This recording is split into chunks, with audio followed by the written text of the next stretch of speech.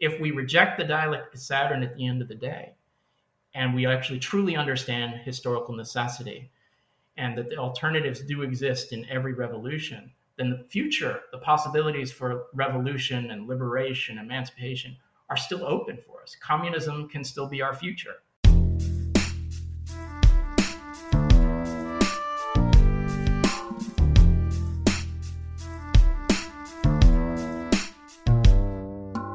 Welcome to All That's Left, a podcast from Left Voice.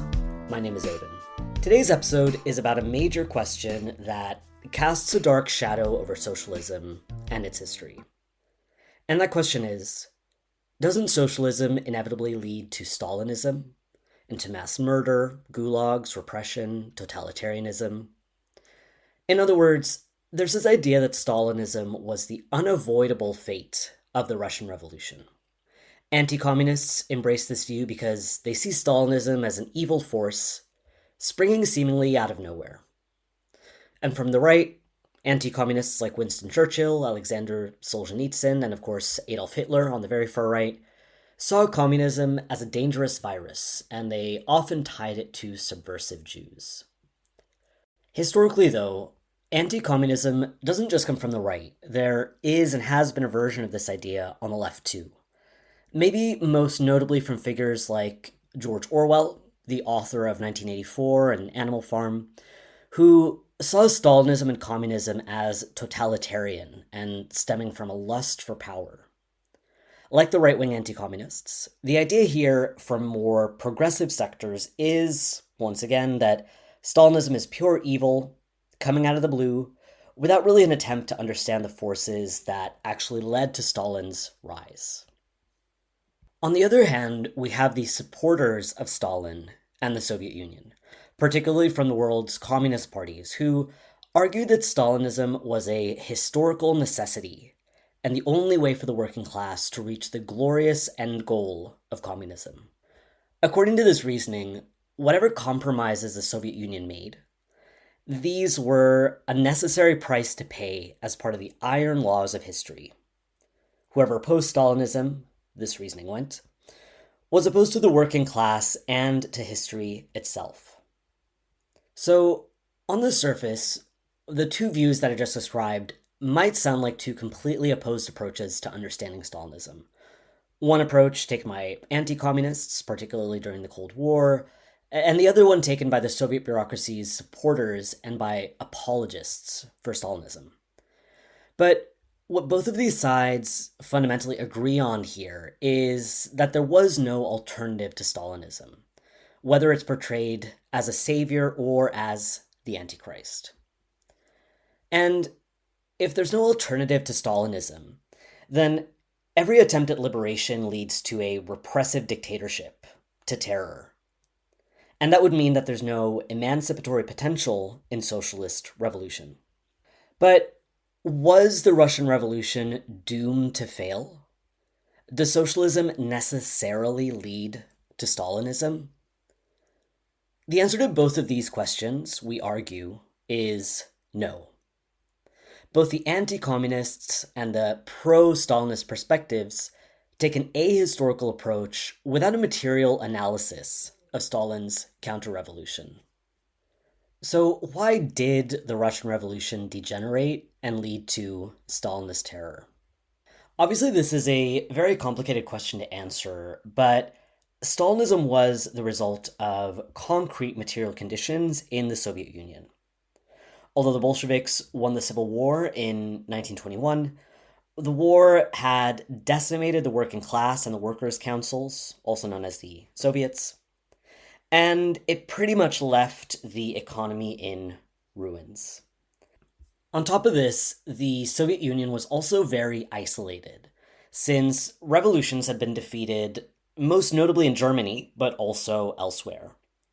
And so it was in the context of this political void, as well as this economic devastation and scarcity, that the Soviet bureaucracy, centered around Stalin, managed to solidify its rule.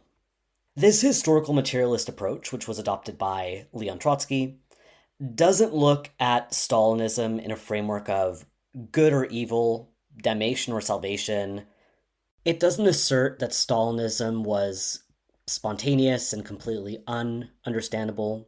The historical materialist approach actually shows us that Stalinism wasn't preordained or written in the stars. It wasn't the fulfillment of Bolshevism.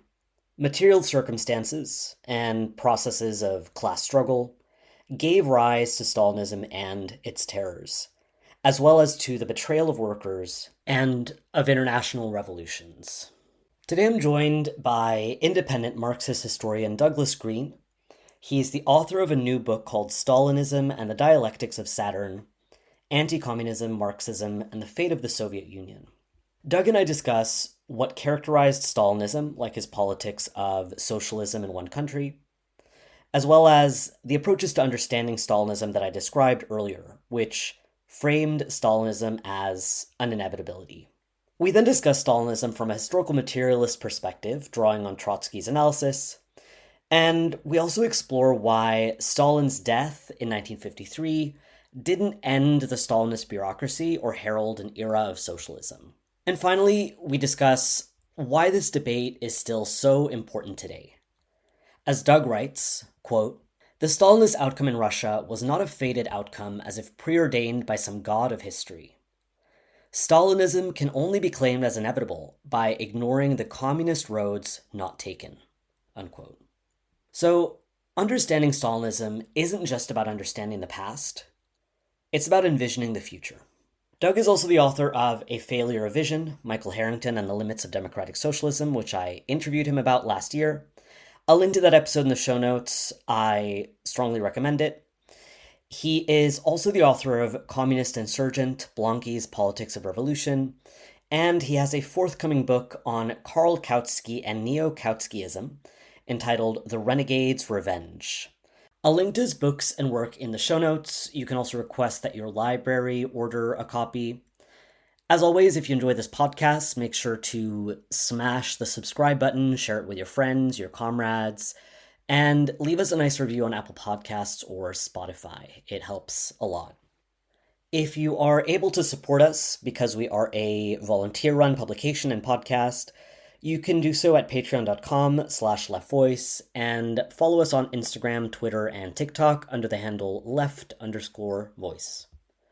Here's my interview with Doug Greene. Doug, welcome to the podcast again. Thank you so much for having me on today. Yeah, I'm really excited to dig into this book, and I wanted to start by asking about the very intriguing title, which is Stalinism and the Dialectics of Saturn, which is a concept that you refer to throughout the book itself. And so I wanted to ask, what is the story behind this title, and what does a dialectic of Saturn refer to? It's a great question, and it's thankfully answered on the first page of the book. But the dialectic of Saturn, it goes all the way back to Greco-Roman mythology, where the god Saturn ate his children lest they succeed him and overthrow him. So, and this term of Saturn eating his children was used during the French Revolution, when people were being guillotined during the Reign of Terror, and it's saying, like, the revolution is like Saturn. It devours its own children. And this was uttered by reactionaries, liberals, as, you know, revolutions go too far. They're bound to end, even if they promise liberation and a new society of justice and egalitarianism, they're bound to descend into tyranny and terror.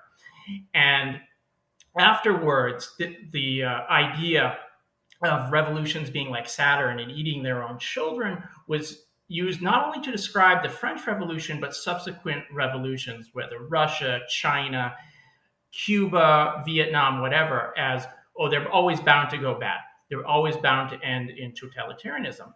And the specific phrase dialectic of Saturn, though, was actually coined by the Italian Marxist theorist Domenico Lacerdo.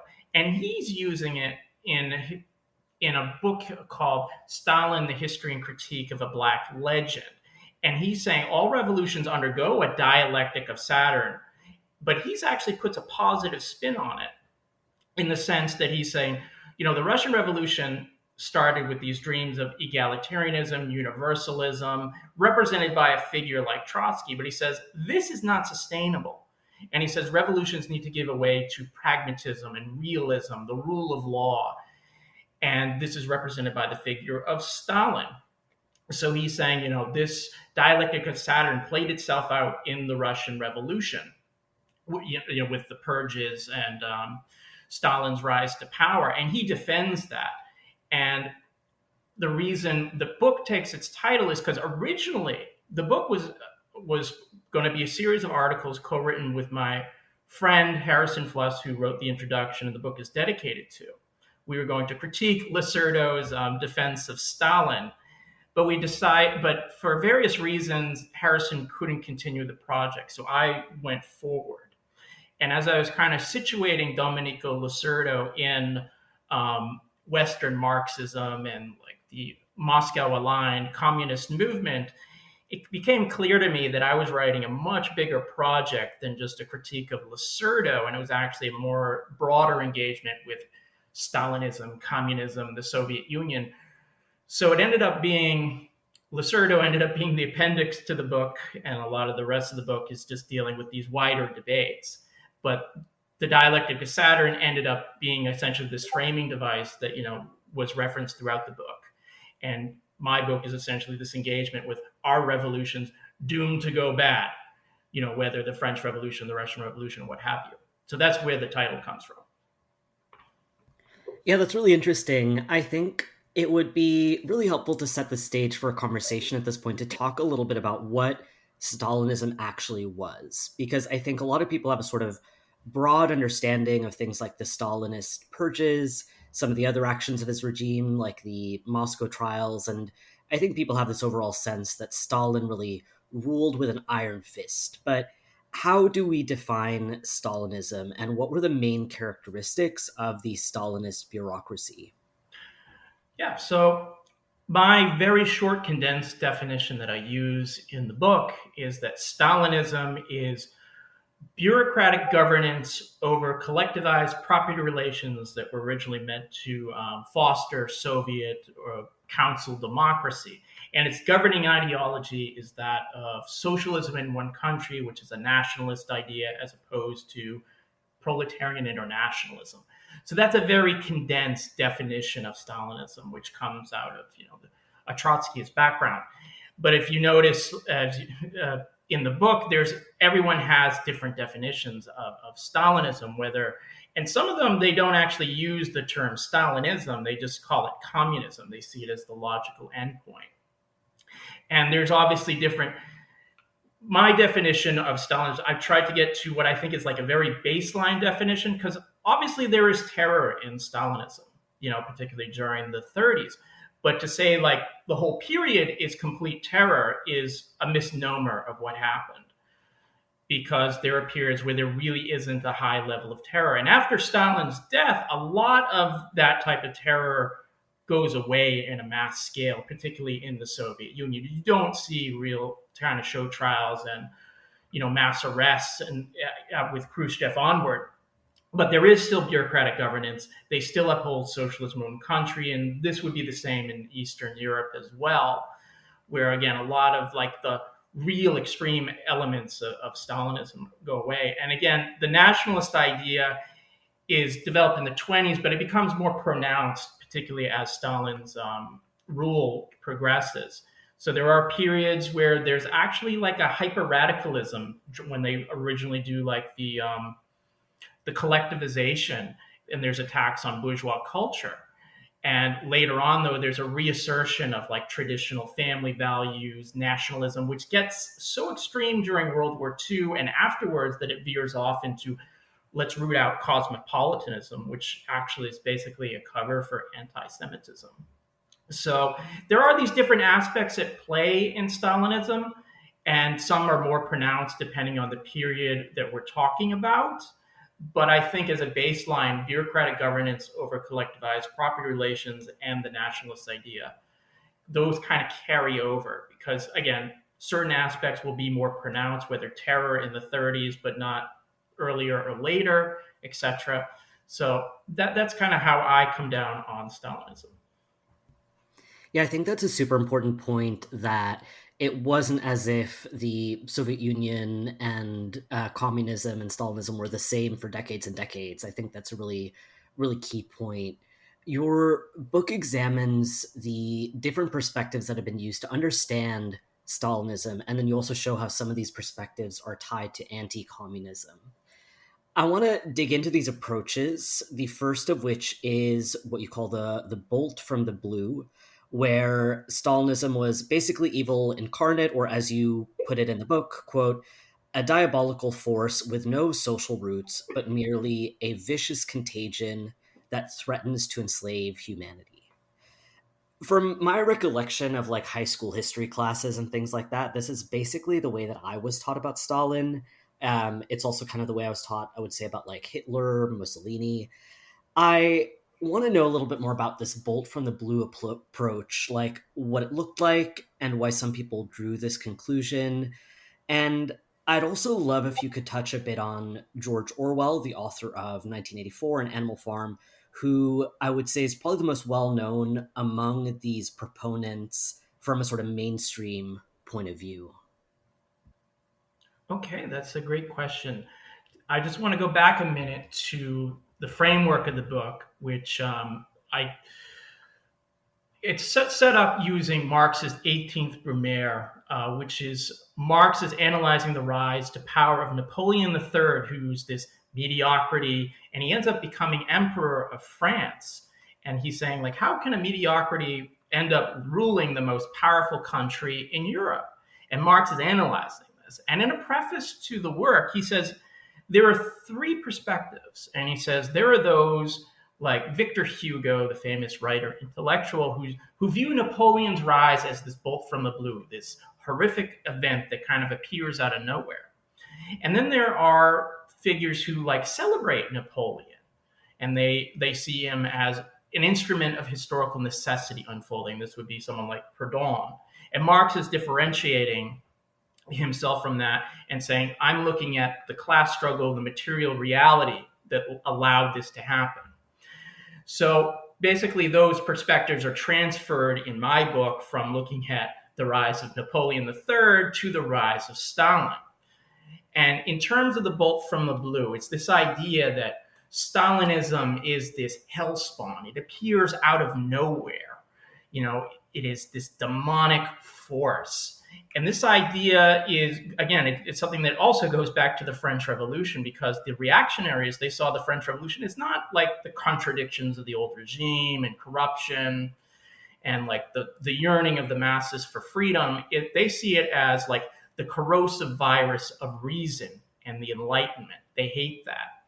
And afterwards, as modern medicine is kind of developing and you have the Industrial Revolution and the working class, the modern working class developing with revolutionary potential, they see this idea of communism as a biological contagion infecting the body politic. And eventually it gets a name, and that name is the Jews. They see the Jews as a carrier of communism, of this virus that will corrode, the body politic. And this is expressed in Russia by the protocols of the Elders of Zion. And during the Russian Civil War, the white armies who were fighting the Bolsheviks, their ideological glue is anti-Semitism. For them, Bolsheviks and Jews are one and the same. So the bolt from the blue sees Judeo-Bolshevism as this virus. And in Germany, it's most famously expressed by Adolf Hitler and the forces around the Nazi Party.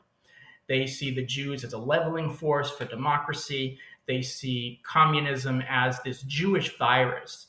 And with Hitler, he sees his main enemy in the Soviet Union, which is ruled by this Jewish cabal.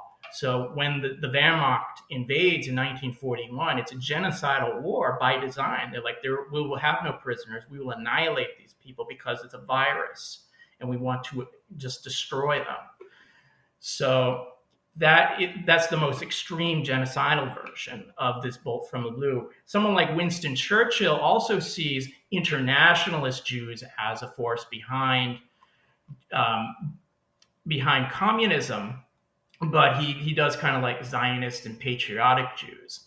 And the Russian, or the Soviet dissident, I should say, Alexander Solzhenitsyn also blames the Jews for Bolshevism. And if you notice, I'm not making any differentiation between Stalinism, Trotskyism, or communism, because they see it as one and the same. It's all the same pernicious virus. It has no roots. It just kind of comes. And if you also notice, they're not really interested in like the material relations or the class struggle. It's this irrational view. And later on, during the Cold War, the virus is called totalitarianism. And it is, especially as you get in from like the 50s, 60s later with people like, again, Solzhenitsyn, Jacob Tallman, Robert Conquest, Richard Pipes, all these kind of people, Leszek Kolakowski, who are all like these major anti-communist intellectuals. They see totalitarianism as the logical end root of all communism. There is no non-Stalinist communism. It's all the same. And it has its roots in reason, the Enlightenment, this idea that human beings can rationally understand and change the world. That is the root of the virus. And it gets its most developed form, I argue, in the Black Book of Communism, where it sees communism basically as the worst evil to ever befall humanity, with its roots in this Promethean idea that human beings can change the world, but they end up creating hell on earth, totalitarianism. Now, not all of these Bolt from the Blues are necessarily anti-Semitic. They take different forms. In some figures of the totalitarian school, they don't really emphasize it. Others do. And Orwell is kind of a left variant of this Bolt from the Blue. Now, Orwell is obviously an English writer. He's most well known for books like Homage to Catalonia, about the Spanish Civil War, Animal Farm, 1984. And he does identify as a democratic socialist. But one thing about Orwell that's important to note is even in his more openly avowed socialist period, he's really not interested in Marxist theory or understanding like class struggle. He kind of disdains, like, oh, we don't need dialectical materialism. We don't need that. We just need to fight for justice and the common decency.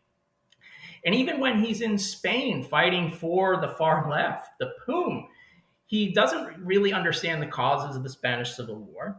He actually bemoans the fact that there are all these factions, which he doesn't actually get right. People forget that the POUM, Orwell makes it like they're in favor of this anarchist militia. But if you actually read the POUM program, they're like, no, we want a red army. In fact, we want the dictatorship of the proletariat. And he doesn't get that. Now, this is not to say that Orwell is completely wrong about things. He's very correct in like Homage to Catalonia, looking at the propagandas that was done to besmirch and slander the POUM as a bunch of Nazi agents, which is, again, wrong. And in 1984, he's very interested in how, these totalitarian regimes are able to manipulate the truth and everything. But he never really gets surface level. He can never really understand why. And it should be noted that even in the 30s, when he's kind of close to some dissident communists around Trotskyism, he sees the Bolshevik Revolution as basically bad from the beginning. He thinks Trotsky was just as much to blame for Bolshevism as Lenin and Stalin. And this becomes more pronounced later on. And Orwell basically takes a very surface level view. He disdains this theory, and he thinks Marxist theory to understand things. So he just thinks it kind of comes. And his source for totalitarianism is, well, there's this sadistic lust for power in people, power for the sake of power. Let's just dominate. Let's do cruelty for the sake of cruelty. And he's picking this up from a lot of stuff in the air. People like James Burnham, who was a former Trotskyist, who eventually turns to become a reactionary, founds National Review. And he's kind of swept up in a lot of the initial period of the Cold War. And it's often forgot that Orwell was willing to give names of dissidents to the British government.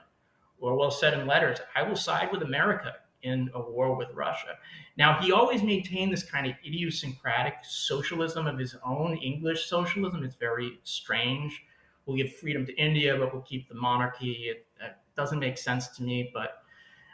And he still claims, even in books like Animal Farm in 1984, I'm not arguing against socialism per se. I'm just arguing against, those dastardly Reds and those totalitarians. but it's picked up by anti-communists, and as basically one of their major texts is actually smuggled into Eastern Europe, books like Animal Farm in 1984. So it may not have been in his intention, but it was certainly his result. And the part of the reason I think Orwell's idea of Big Brother, this sadistic totalitarian monsters, was so it caught fire so much. It was not like the same discredited ideas of Judeo-Bolshevism, which probably was not the most politically astute thing to advance, like right after World War II and the Holocaust. But Orwell kind of served that function. So even though Orwell sometimes has this reputation as this left-wing revolutionary thinker and activist, I really don't think it's true if you look at like the whole sweep of his work. And he really is developing a left-wing variant of Bolt from the Blue. Because if you read Orwell, you're really not going to understand, I think, the origins of the Russian Revolution or Stalinism or the various alternatives that could have been pursued. You're just going to see, well, it's bound to go bad because of the sadistic, power-hungry Big Brother. It seems in some cases, like you're just talking about, some of these sectors just didn't really understand Stalin and Stalinism. Like when you talk about Orwell, you mentioned that he wasn't interested in theory very much. He was more interested in, like justice and freedom and stuff like that. I wanted to go to a quote, though, that you have early on in the book where you say that the principal usage of the bolt from the blue idea is meant to defend the existing socioeconomic order, racial supremacy, and imperial domination. Can you talk a little bit about this bolt from the blue approach from the perspective of like what political goals it achieved to put forward this idea and this understanding of Stalinism? Right. So the bolt from the blue was someone like Churchill, who's arguing against internationalist Jews. He is obviously defending things like the British Empire, the monarchy, and the basic class structure. And if you think about it, this idea that Winston Churchill, for instance, is this figure who's interested in freedom from totalitarianism, from enslavement, is really kind of laughable when the British Empire is subjugating hundreds of millions of people across the world in their colonial empire. And he sees, Churchill actually says like communism is like a revolt against the white race. It is this pernicious, idea of leveling and democracy taken to extremes. And a lot of these major figures in the bolt from the blue are defending, entrenched class structures, entrenched inequality, Hitler, etc. But the bolt from the blue, when it takes its real form, its form of totalitarianism during the Cold War, it is an ideological weapon. Because before 1945, there really wasn't such a thing, at least in the United States, as Soviet studies. But after World War II and the defeat of the Third Reich, a new enemy to the United States emerges, and that's the Soviet Union. And the United States, the government, wants to understand this enemy. So suddenly you see government, business, all these kind of foundations, they're funding Soviet studies, and they drive, with like a specifically anti-communist agenda, and they drive out any radicals that are in academia. And they develop this theory called totalitarianism. It kind of was in the air beforehand with different people kind of wondering, what it meant. But it takes its form as an anti-communist weapon after 45 with people like Hannah Arendt, and this idea of a total government, of total control over the state, society, reaching into the very souls of people to subjugate and dominate them. And it really doesn't understand, it sees a very simple narrative of Lenin's this elitist who wants to subjugate people, and the Bolsheviks take power in a coup. Eventually, Stalin kind of emerges with this program of world domination. He dominates Soviet society, and everyone is motivated by power and domination. And it became this weapon to discredit any idea of alternatives. So all communism in the totalitarian school is necessarily Stalinist. It's necessarily totalitarian. Like there really is, for these figures, there really is no difference between Trotsky, Bukharin, and Stalin. And so totalitarianism, its partly to understand the Soviet Union as this total state bent on world conquest. And it doesn't actually serve to understand the Soviet Union because it sees totalitarianism. Once you have it, it's frozen, it doesn't change, which is not true. There was, basically they think that there was these debates after Stalin died. Well, totalitarianism is going to continue; it's never going to lessen or lighten up. And dissidents from that, like the Marxist historian Isaac Deutscher, was like, no, there's going to be reform. They're gonna loosen up a bit. And this was actually kind of laughed at the time, but he was proven correct. So on the one hand, it doesn't actually help you understand the Soviet Union because there were more liberalization periods, but it's also meant to discredit any idea of a challenge to private property, any idea of a challenge to imperialism, because it's meant to discredit all the student rebels. It's meant to discredit Trotskyists, anarchists, Maoists, whomever is, challenging capitalism. Oh, you're all going to end as totalitarians. You're all going to create hell on earth. So it has that. So it's an ideological weapon. And with things like the Black Book of Communism, if you accept its arguments, then communism is the worst thing ever. It's killed 100 million people. Should note they fudged all those numbers. And it's kind of interesting who they include in those victims of communism, like all those collaborators on the Eastern Front. But if you accept that, then Trotsky, Stalin, etc., they're all the same.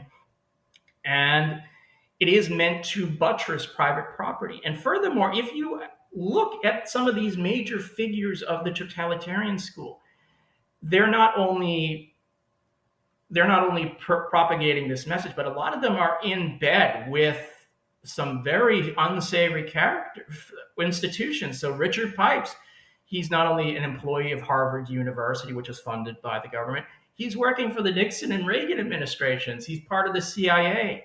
He's helping them to, engage in, support death squads in Central America. And you telling me you're going to trust this man's view on the Soviet Union? Or there's another figure, Ernst Nolte, who is a big defender of the Nazi Martin Heidegger. And he thought that the Nazis launched a preemptive war against the Soviet Union in 1941. So they're defending, capitalist society. They're defending all these kind of inequalities and oppressions. And they're all tied to some very unsavory groups and institutions. Like when you think that the Wehrmacht, slaughtering Jews is some kind of lesser evil to the Soviet Union, there's something gone wrong there. But it is it has a logic behind it where if you think communism is this great evil because it's threatening to erode all society and civilization with its Jewish virus, with its totalitarian reason, then it makes sense to side with some of these forces. So the bolt from the blue, it operates at multiple levels. It has many different adherents, but it's really useless to understand the Soviet Union. It's meant to discredit communism in any variety or form, and it's ultimately reactionary in pretty much every way, and it needs to be completely rejected by anyone who wants to understand communism, the Soviet Union, Stalinism, or what have you. Yeah, that's really clarifying, and I think it's really interesting and important to hear how this approach is not just about like a lack of understanding or like intellectual laziness, but actually serves these several political purposes. So the approach we just talked about was adopted by many anti-communists, and certainly, as you mentioned, there was overlap there with anti-Semitism, anti-Semites. The next approach that you discuss in the book is what you call historical necessity, which was adopted by the Soviet Union supporters in the world's communist parties, so the Stalinists, Stalin supporters. You write that according to these sectors, quote, communism was the end goal of history, and Stalinism was the only way for the working class to reach this glorious future. Anyone who opposed the historical necessity of Stalinism stood against the working class, reason, and the will of history itself. In the foreword to the book, Harrison Fluss calls this approach, quote, a quasi-mystical force demanding acquiescence. Can you describe this perspective a little bit more, this understanding of Stalinism? Sure. So to go back to what is historical necessity, is in the Marxist understanding, influenced by major figures of rationalism like Spinoza and Hegel, is we want to understand the world, and we understand the world has natural and social laws. And if we understand those natural and social laws, then we can effectively intervene in the world. We can know the world, its laws, etc. So we understand capitalism has these inherent contradictions that lead it to crisis and breakdown. And the next stage of history is socialism and communism. So it's argued that by the members of the world communist parties that Stalinism is this next stage. It is the only path for the working class to reach communism. And all the compromises, any backsliding, etc., is part of this twisted road that will eventually get you to communism. So if you're in a member of the Communist Party, you're following orders, you're defending Stalin and everything that you're expected to do as a party member, you are acting in accordance with the will of history, with necessity. So you will defend everything from the purges, the Moscow trials, the non-aggression pact, the anti-cosmopolitan campaign. You'll defend it all. But if you stand against that, then you're actually going against the will of history. If you are, opposing it in any way, whether this is like people like Trotsky or Bukharin or dissidents within like the various communist parties, you're seen as going against the will of history. You're a traitor. And the one writer, Arthur Koestler, he was originally a member of the German Communist Party, and he later became an anti-communist. And he kind of dramatized the dilemmas of historical necessity in his famous book called Darkness at Noon, which is about a fictionalized old Bolshevik who is imprisoned during the purges for his opposition. And he comes to confess fantastic crimes that he knows he didn't commit, that his prosecutors know he doesn't commit. But he confesses willingly because he accepts the party is always right. I must confess for the will of history because my opposition is ultimately going against history. I am a traitor to history. So for Koestler, this idea of historical necessity is a totalitarian logic. And if you notice, when I talked about the anti-communists, there was this very religious kind of imagery of Stalinism and communism as demonic and like devilish and from hell itself. Well, you kind of reverse that a bit here because obviously for members of communist parties, they see Stalin as like this great father figure, the father of all peoples, as it was said in the propaganda of the day, as this torchbearer of communism, as a savior, as an angelic figure, actually. So if you see Stalin as a savior, then it's very easy to see Trotsky as a Judas or the Antichrist or a devil himself. In fact, Trotsky was actually called like a Judas in like official Soviet propaganda at the time. So for the members of the communist parties, they see the inexorable unfolding of the will of history is carried out by Stalin and his program. And it's because this is the only path to communism, it means like you might have like someone like a Trotsky or a Bukharin or whomever else is saying, no, we can do this. We don't have to follow the Stalin path. But for them, for the defenders of historical necessity, it's unrealistic. It's romantic. It doesn't engage with practical ideas the way Stalin is supposed to have done. And that's the best they would just say. Otherwise, it's just like, oh, this is a wrecking conspiracy. It's not a real alternative because there is no alternative. It's Stalin's way or the highway, basically. So it is a very like fatalistic view of the unfolding of history with historical necessity. And obviously people who fall within the communist parties and the broader camp of Western Marxism, some of them are very comfortable with it. Some of them rebel against it. Some of them, take it with like, they're kind of gritting their teeth about the compromises they have to make. But if you kind of accept that it's basically, Stalin is the only path to communism, then it's like, you might be uncomfortable with it, you might hate it, but you really are kind of stuck with it because you can't actually envision any alternative to it. Yeah, I found it really helpful to learn about this perspective because, as I've said on this podcast many times before, I'm like fairly new to Marxism, to socialism.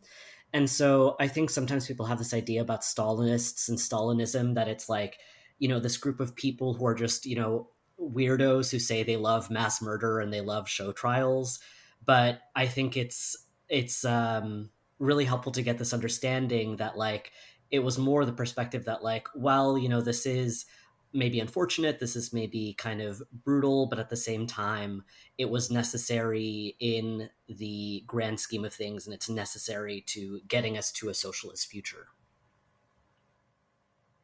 Right. I do think that many of the people who joined the communist parties, they did so for probably the very best of reasons. We want to organize unions, we want to fight racism, we want to fight fascism. So in that sense, it's like they weren't all like, you will find these people on Twitter, obviously, and other places, but in the high point in like the 30s or the 40s, people were joining the communist parties for very good and noble reasons. Unfortunately, there were these compromises involved, and it can get very cynical depending on how high in the communist parties you rise. Like some of these party leaders were just like sycophants and really cynical about how they viewed things. Some just kind of, shrugged their shoulders and like, what are we going to do? There were obviously those, particularly in places where like, Stalinism gets power, where they are engaged in purges and some horrific crimes. But a lot of them just see it's like, we got to do what we got to do. It's ugly, it's terrible, but, this is what has to happen because there is no alternative to this. Stalin is our only hope. And everything else is just, it's just a path to treason and being a renegade from history. So again, there are some people who really salivate at this, but again, I think the majority of people who joined the communist parties did not necessarily want to engage in mass slaughter or anything like that. But in a lot of cases, they did find themselves apologizing or justifying it, Stalinism in various ways. And, it ties you in all kinds of knots, which is why, like in the United States, when like Khrushchev, exposed a lot of Stalin's crimes, the Communist Party essentially lost the majority of its members because they were horrified that suddenly here's a Soviet leader saying someone we had followed for decades and defended against every criticism, saying, well, he actually engaged in these horrific crimes. So I think you can kind of see there, some of them were just, they might have fooled themselves, they might have accepted it, but they couldn't maintain the lie any longer, basically. So this kind of brings us to the third approach to understanding Stalinism, which is historical materialism, which was espoused by Leon Trotsky, among others. And it's an approach that does not see Stalinism as a natural or necessary evolution of Bolshevism. So where did Stalinism come from, if not from as a bolt from the blue or as the inevitable result of socialist revolution? What set Trotsky's approach apart from the other approaches that we've discussed? In particular, what sets historical materialism apart from historical necessity? Right.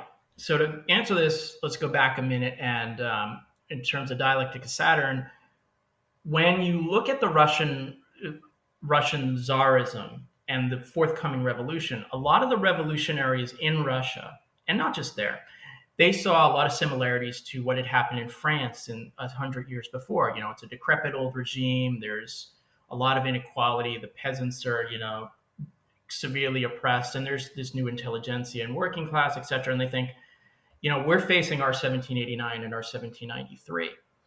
So the French Revolution for a lot of Marxists and Bolsheviks in Russia is essentially, it's inspiring them to, who's going to be our Napoleon, our Danton, our Saint-Just, and all these kind of figures. And it's really all of them. Lenin, Plekhanov, Martov. Trotsky is probably the most prominent, but he's not the only one.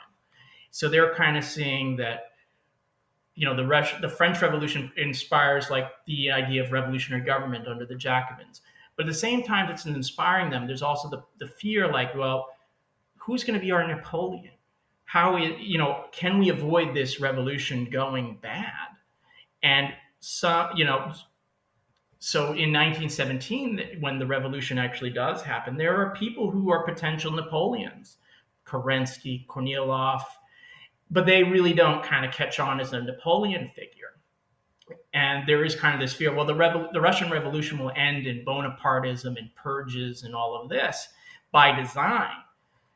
And in the 20s, after the Civil War is won, there is this fear actually that Trotsky will be the Napoleon figure, because he's like Napoleon. He's a brilliant military commander. He's young, dashing, charismatic. But Trotsky actually understands these analogies better than the people who are disingenuously criticizing him for that, and he refuses to do that.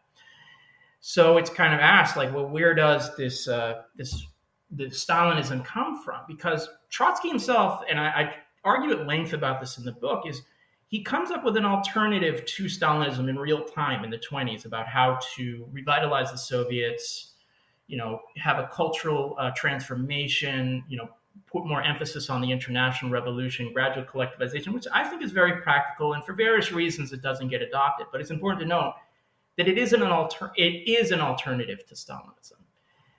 And as Trotsky is kind of driven from power in exile, he's kind of wondering, well, where is, this degeneration of the revolution coming from? Is it Bolshevism? Is it something else? And it kind of takes some time for him to kind of fully develop the perspective, but he's basically using, the analogies from the French Revolution to argue, listen, the material conditions are kind of what leads to Stalinism.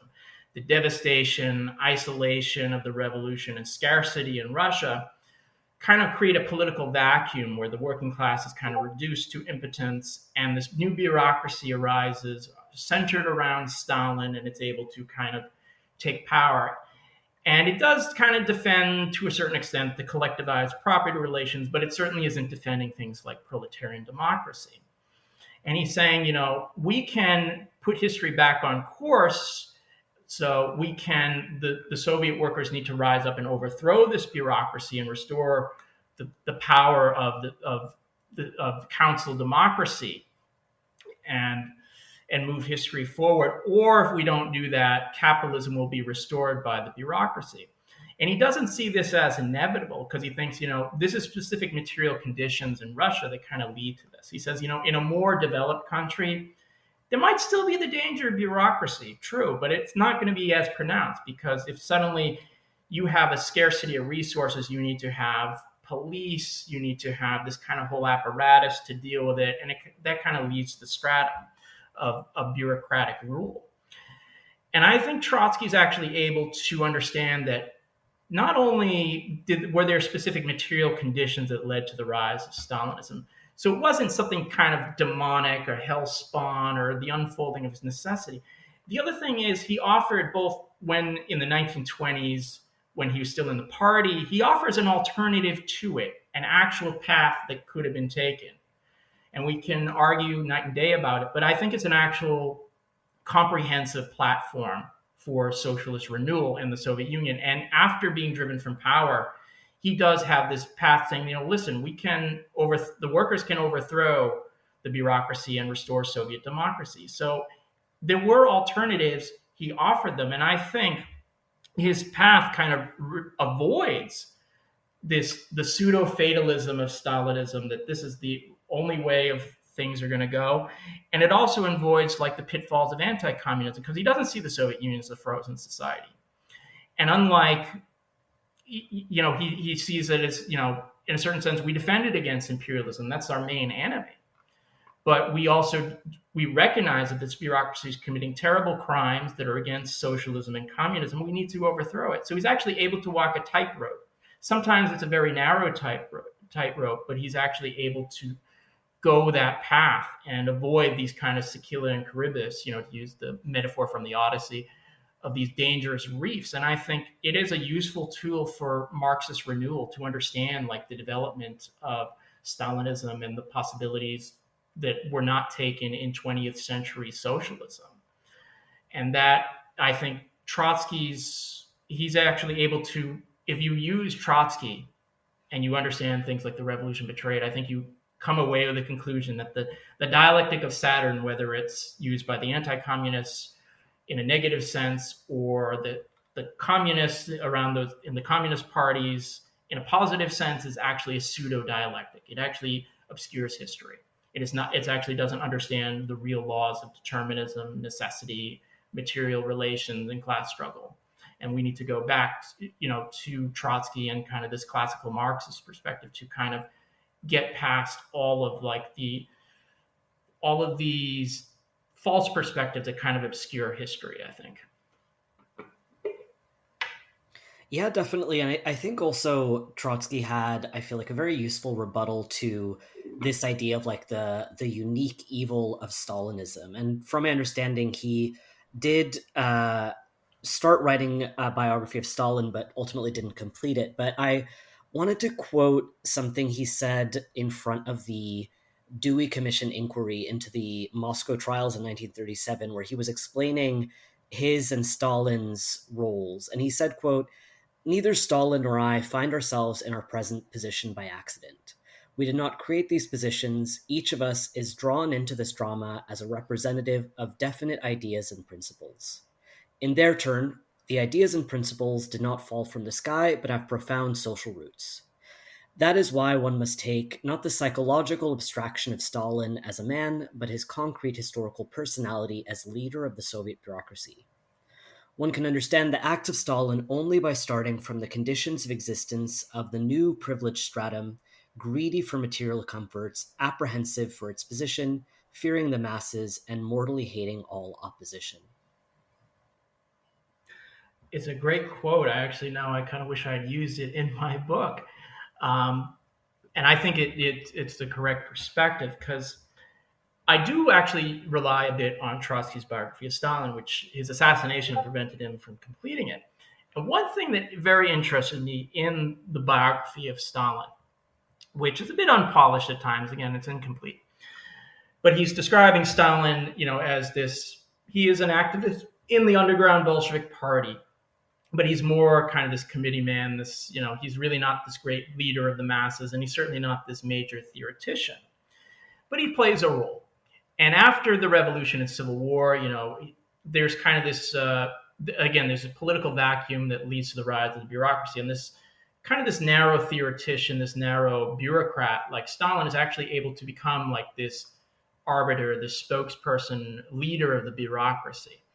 And what kind of interests me about how Trotsky explained this is like Stalin is playing this role, but because he really doesn't have this kind of grand vision, he's not a grand theoretician, is he doesn't see where it leads. He doesn't understand like this longer term perspective. So Trotsky actually says, and it's one of the points where I argue like he really rejects this demonic approach. He's like, if Stalin in 1924 could see himself in 10 years where the struggle against the opposition would lead to, purges and terror, etc., he would have recoiled in horror with it. And it's basically, I think that's true. If somehow, Stalin isn't this demonic figure, but definite historical material situations shaped him and his role. And for Trotsky, Stalin is not this all-knowing father of peoples who sees the grand sweep of history. No, he's the unwitting agent of historical betrayal. And it's interesting, because some anti-communists say, well, behind closed doors, Stalin and company, they all use the language of Marxism, Leninism, and socialism. And they're right. They did use it. That's true. But just because they're using that language doesn't mean that's actually what they're doing. As Marxists, we understand that, in good Hegelian sense, that appearance doesn't equal essence. If we judge people simply by what they say, then silence would be superfluous. We wouldn't need it. But if, Stalin is using a lot of the right phrases all the time, but if you actually look at what he's doing with the purges, with a lot of these compromises, and the same with the wider bureaucracy, it's clear that this is not building socialism. This is not building an egalitarian society, but they certainly believe it. And they certainly think they're playing that role. And that's just a very interesting perspective that takes you away, I think, from like the very fatalistic approaches of both from the blue and the historical necessitarians to a much more, you have to put someone like Stalin or other bureaucrat in their material situation and like how they think they're acting versus how they're actually acting. And I think that's actually very useful. And I think it's actually an underutilized part of Trotsky's corpus of understanding on Stalin, honestly. Yeah, for sure. The last section of your book deals with the so-called Western Retreat and Eastern Reconciliation. And these were positions that rejected Trotsky's position on the Soviet Union and as you write, it effectively meant an abandonment of revolutionary Marxism. So in this section, among other figures, you write, for example, about Max Shachtman, who he featured quite prominently in your last book, which was about Michael Harrington, the founder of the Democratic Socialists of America. Can you talk more about what these Western retreat and Eastern reconciliation positions looked like and what sort of like conclusions they led to? Sure. So the Western retreat is basically, you have Trotsky who's saying, we defend the planned economy against imperialism. It's our main enemy, but we want the overthrow of the bureaucracy by the workers. And he's still maintaining a revolutionary Marxist perspective of international revolution. But if you say lose like the whole idea that, that we need to that the workers are going to overthrow the bureaucracy, and you just kind of accept that it's maybe a greater evil, that Stalinism and the Soviet Union is greater evil than Western imperialism, you kind of end up with what I call Western retreat. Even if you maintain at some level some kind of rhetorical or nominal commitment to socialism, you're going to start to reconcile with Western imperialism. And the person I talked about at length in the book was Victor Serge, who was an anarchist turned Bolshevik. And he had suffered in prison and in exile in Mexico. And he kind of basically retreated from this idea of revolution. He's like, Stalinism is this great evil out to subjugate the world. He's kind of embracing ideas from James Burnham, a lot of anti-communists. And he sees like, we need to fight against like the Viet Minh, against, in Indochina, people like Ho Chi Minh. In France, he's defending Charles de Gaulle, who's fighting the communists, during these elections. And the interesting thing about Serge is he's still maintaining a lot of rhetorical nostalgia for Bolshevism. Even in his very last writings, he defends the revolution. But he also sees revolution as outmoded, and he's kind of embracing this position towards anti-communism and social democracy. And to kind of tack on to this, Serge kind of dies in transition. He never quite becomes a full hardline anti-communist, like, we need to use nukes against the Ruskies or something like that. He still is in transition. But I think the trajectory of his life is away from Marxism and socialism towards like a Cold War social democracy.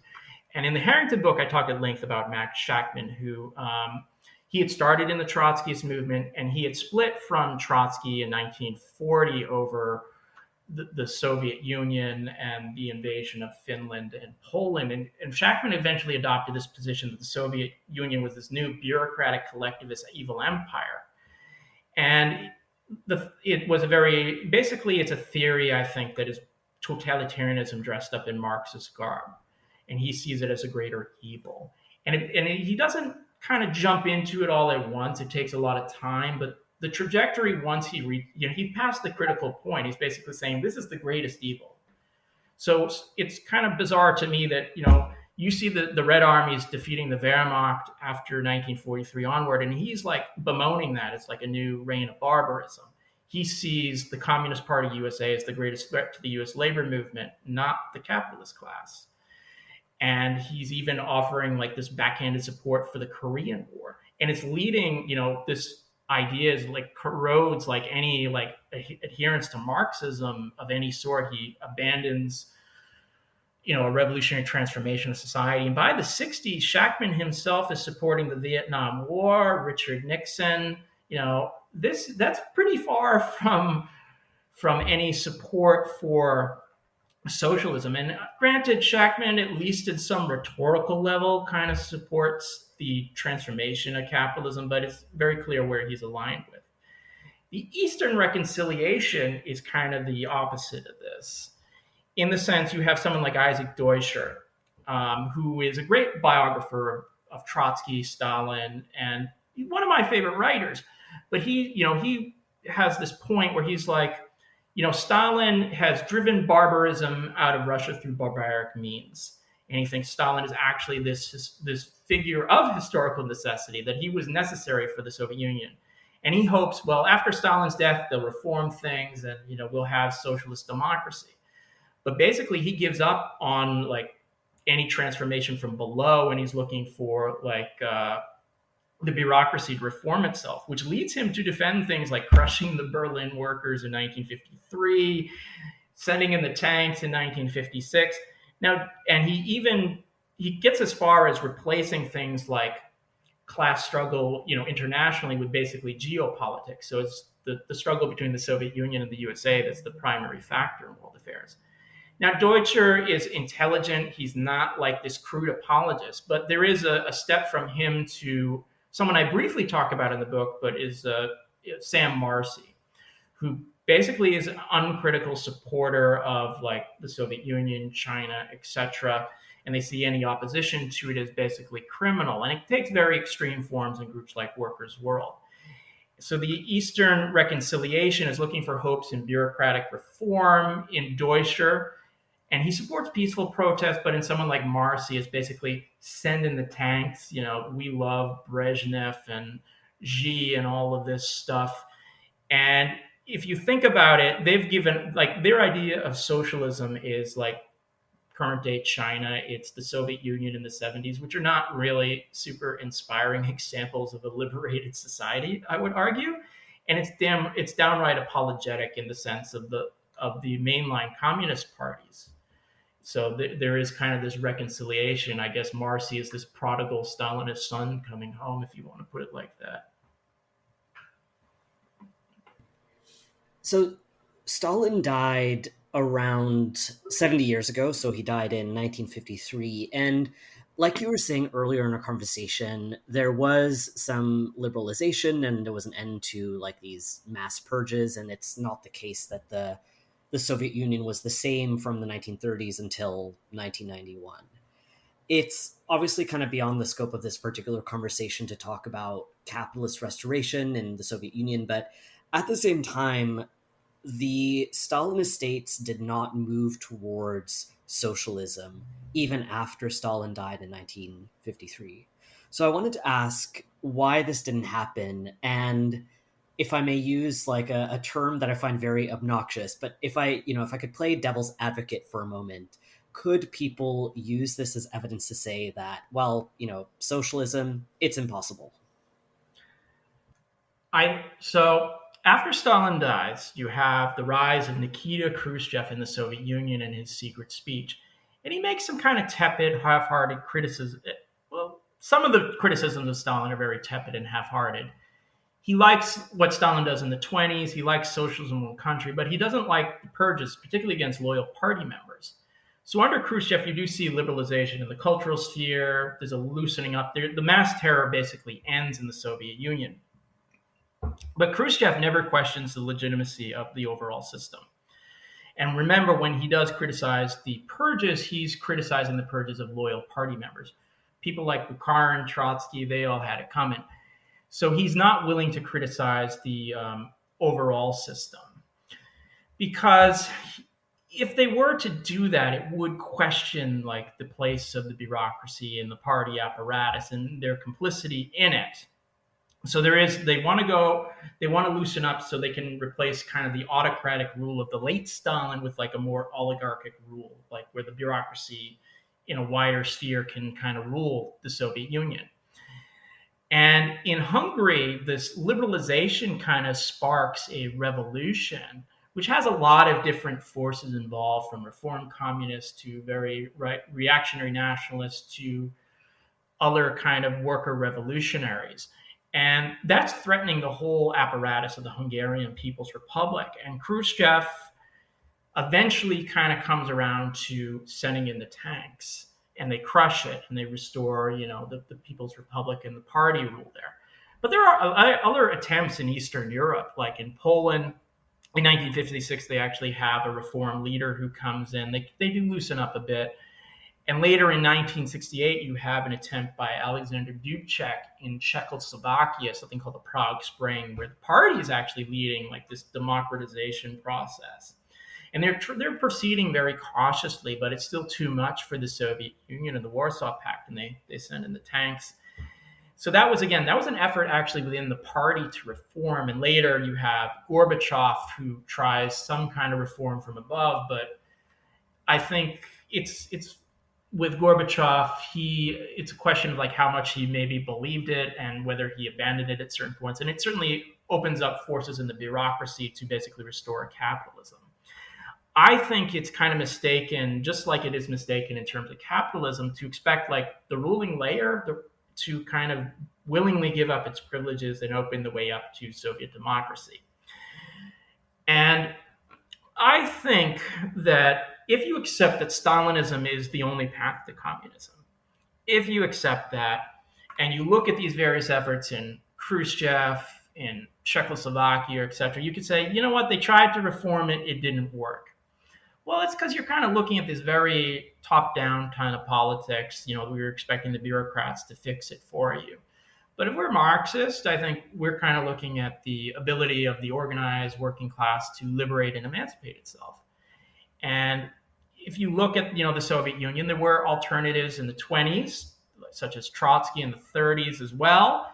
So you had different paths that could have been taken. So if you're looking for the bureaucracy to fix things, to liberate, to actually restore Soviet democracy, it's really not going to happen.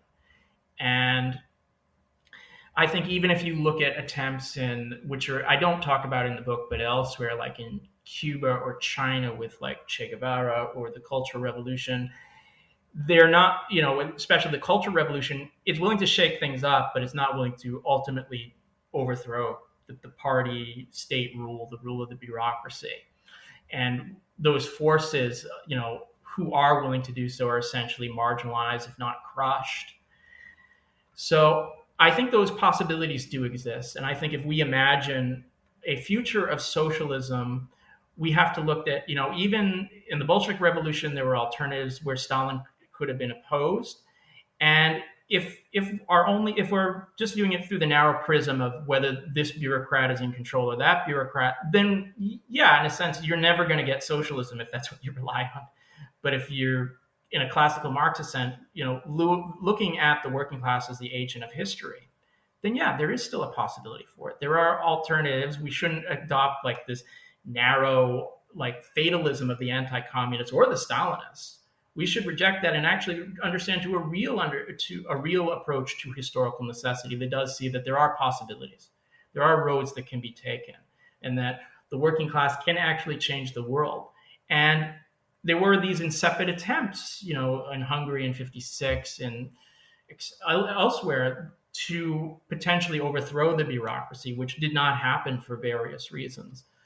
So that would be my answer to that question. A very compelling answer, I would say. And so my last question is more of a meta question about these debates in this topic. So obviously these days there are very few Stalinist states left, but at the same time, Stalinism is still a pretty hot topic that divides the left. And there's some people who say we need to move on from this debate about Stalinism. Other people might say, we're just engaging in like socialist insider baseball by studying these historical figures and their perspectives and things like that. But why is this debate still relevant? And why did you write this book? Great question. There's a number of ways to answer that. So first, in terms of the states that still proclaim themselves Marxist, Leninist, or Stalinist, we shouldn't discount their existence, particularly China. It's the most populous country in the world. It has an enormous economy. And for good or for ill, I think largely for ill, it's still defining a lot of its policies as in line with Marxism and socialism.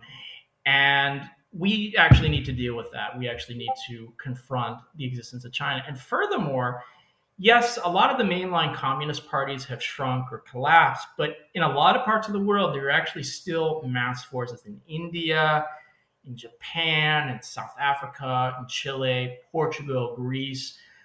I could go on, but these are still parties that to one degree or another still proclaim themselves Marxist-Leninists, and they are still defending various aspects of the Soviet experience that, we as Trotskyists may not defend. So we actually do need to confront them and deal with those questions. And furthermore, at one point in my life, I was definitely of the school, like, listen, the Soviet Union collapsed a long time ago. Trotsky and Stalin was even longer than that. They're all dead. Why does this debate even matter? Why do we care about this? And certainly there are those weirdos on Twitter who get into this at that kind of like LARPing level, etc. But it's actually an important question because I look at it like this. Say you have someone who's completely new to socialism and communism. They're not a hardline anti-communist, but they actually are interested in this. They come to you or me and they ask us, well, this sounds like a good idea, but isn't it just going to end in totalitarianism and gulags and all this bad stuff? And I think we need to actually be able to answer that, not in the sense that we need to own Stalin and Stalinism and the crimes associated with it, but we actually need to argue soberly with materialist analysis, the origin of Stalinism, how it's actually not socialism and communism. And we also need to be able to debunk these very extreme anti-communist positions on, say, the Ukraine famine or the purges or the Soviet Union, which I did try and do in my book. And I think we need to do this partly to argue that, listen, Stalinism was not this historical destiny of communism, but there were alternatives and possibilities. So to get to your final part of the question is, my book was meant as part of the debate on this. I don't cover every single theorist, otherwise the book would be 20 times longer than it was. But I do cover, I think, a fair number of major theorists, whether anti-communists, communists, Trotskyists, etc. And to understand, what are the major schools of historical necessity of Bolt from the Blue and, the historical materialist approach of Trotsky, and to kind of, as a navigation tool, to get us to a point where we can reject as basically mirror images the Bolt from the Blue and the necessity. They both share the same underlying fatalism, that there is no alternative. And we should actually say, listen, we can reject the anti-communism, but we don't have to defend Stalinism. We can reject, a lot of this apologetics and still maintain, our critical approach. And we should do this because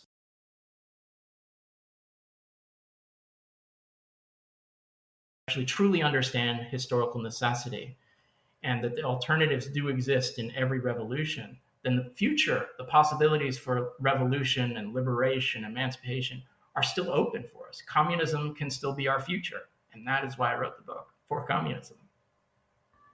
I think that's a really beautiful place to end it. I wanted to know where people can find your book. And I would also, of course, be very keen to know what you're working on next and what I can look forward to interviewing you about next time on this podcast. Okay, wonderful. So the book is available from Rowman and Littlefield, which you could get on their website or Amazon. It is in hardcover, so it is a bit expensive, but I'm hoping to generate enough interest for a cheaper paperback release. So write to the publisher saying you want a paperback, write to your library asking them to order copies and review the book, interview me to generate this kind of interest, for a future paperback release. And in terms of a future project, I actually do have a forthcoming book. It has been accepted on Kautsky and this neo-Kautskyist school on Marxism and Bolshevism. So if you're interested in people like Lars Lee, Eric Blanc, and Karl Kautsky himself, that's what this book is about, and kind of the Bolshevik or the classical Marxist critique of Kautsky. And I don't have a release date yet for you, but I will let you know. But I'm very excited about it because I think it's long overdue to have a book on this subject.